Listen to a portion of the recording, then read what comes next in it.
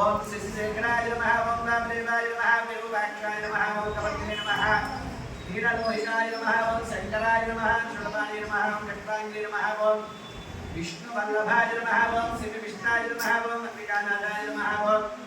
సిద్ధికంఠాయ నమః ఓం శివాత్మికాయ నమః ఓం ఉగ్రాయ నమః ఓం కపాలే నమః ఓం